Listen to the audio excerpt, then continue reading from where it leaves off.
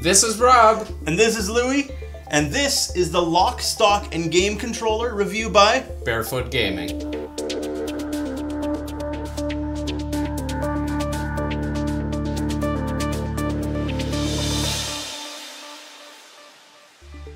Alright, Louie, tell me what stands out from this compared to anything else that we have reviewed in the past. Right in here, there's magnets. So they snap in, which means you don't have to fight to get your gun out to pull a pistol or throw a grenade.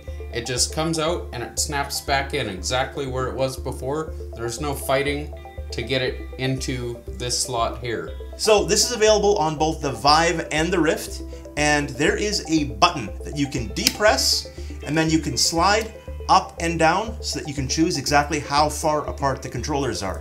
Now, Louie, talk about how this thing actually snaps into place. Well, the magnet is a positive on this side, negative on this side, so it snaps in, and the little triangle piece of plastic fits into a triangle hollow place in the bottom of the rail, thus securing it. Now, the neat thing about the triangle design, and at first I didn't really understand it, is that it doesn't come out very easily when you pull backwards, but when you push forward, it's super duper loose. So if you were to just hold it from the front and let go, it would just drop out. If you were to do it from the back, it wouldn't, because it's only putting pressure on it straight over. So if you want to release, just lean it forward, it comes out. Yep. You want to pull it out backwards, it takes, well, you can't actually. It gets so far and then it straight out stops. Yep, it binds up against it. Up against that triangle, yes. As far as what it's made of, the outside edge is a harder plastic. They've run what we've seen in a bunch of other models where they run like a softer plastic on the inside that kind of grips it a little bit better. And you mentioned about the lanyards. Right, when we were playing right off the bat, we had the lanyards still attached to the controllers, and I was struggling to get a good grip with them in. Once we pulled the lanyards out, it was better. Now, something else I'd like to mention is no matter what kind of set you have, there is kind of a memory issue that comes to it. Now, I found I was practicing this blind, like just with my eyes closed, to see how easy it was to snap in and out and to have it line up, and it did a really good job. When you're in game, it's a little bit more difficult, but it's not more difficult than anything else that is out there. It just makes sense. So this is something that you have to use to get used to figuring out exactly how it's going to snap when you've got this great big headset on your head. I think that's about it for the actual product. Let's review this. Let's get to some pros, some cons, what you think. Now, this thing goes for $110 kind of as a kit. And when I say as a kit, I am talking about the rail with the buttstock, which is adjustable up against your shoulder however you want. Again, like I said, these things slide forwards and backwards. And at 110 US, you're getting it with a sling. Now, you can buy it without the sling, you can buy it without the buttstock, and it goes for how much, Louie? For the rail and the buttstock, it's $99. For the sling, it's $10. And we don't have it mounted on this one, but you can buy a bipod for it. Not that I don't think you would ever use it in game, but it would add some forward weight, like a lot of guns have. And I believe that's $25. You got it. And you can just buy the rail if you want, so that you could just run it with the controllers without having anything sit up against your shoulder, without the sling, without anything else. $69 US is the going price. Now, Louie, give me some pros, give me some cons. A lot of pros going for it, including the easy snap in. One other feature I found while I was playing is when you're poking your head around corners, or when you're struggling to get the scope lined up with your mask just right, is you can actually just tilt these just a little bit, and in game you can actually just tilt it a little bit, and it lines it up nicely. Did it cut you? No. So it cuts really easily. Yep. You don't want to get your finger in between the magnets. I cut you. Yeah.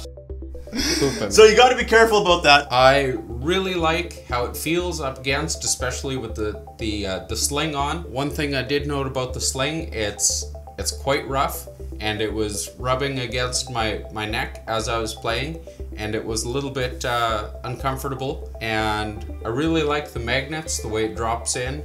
pretty much this is my favorite of all the gun setups that we've gone through. We've reviewed, and yeah, this is the one I would put my money towards. So if I were to say the pros and cons on here, I love the way the magnets work out. I think he did a really good job on the magnets, and I like that he thought about that weird little triangle thing in the back to prevent it from just being floppy. So they're not crazy strong magnets, but it's strong enough that it's not going to fall out of your hands if you're holding both of them to pre-adjust before you're playing anything like Onward or Payday or... So as far as adjusting the length and how far apart the controllers are, I think it's a neat mechanism. It feels like you can feel the spring when you move everything back and forth. Everything is built well. So Louis, you were talking about lanyard issues here.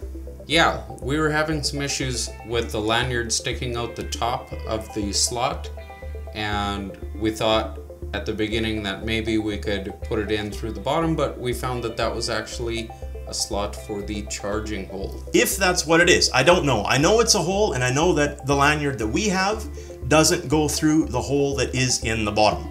So I'm not exactly sure what that's for, but if you're going to be using this for your controller, if you have a smaller lanyard plastic, great. If it doesn't fit, you're just going to have to take it off. And we found it easiest to just take our lanyards off anyway while we were using this device. The sling was, like Louis said, was maybe a little bit uncomfortable, but I don't know that that's something you can get away from, you know, maybe like a satin sling, perhaps. That would be great. Something in a mesh. So it comes in the black and green, or you can get it in all black. And I hope we've given you enough information that you can decide on your own if this is the right gun for you. But this is something different than anything we've seen so far. He does offer, I think, recharge stations and a couple of like mounts and stuff for your Rift and for the Vive. He didn't send us one, so I can't speak to how well they work. Again, they look 3D printed, some work magnetically charging, some are just straight plug-in charging. But he also offers the 3D printed joystick adapter for the Vive. And I tried this out in a bunch of different games. Again, things like Onward, for example, where your trackpad moves you forward and backwards. Not everybody loves, you know, the trackpad, and some people prefer the joystick. You want a joystick? This gives you a joystick adapter. It seems to work well. $10 for 2 is, I think, what he's asking. And that's it. We are done. Thank you so much for watching. If you have any questions, fire them at us. We will do our best to help you. Share, subscribe, like, comment. We will talk to you again real soon. See ya. See ya.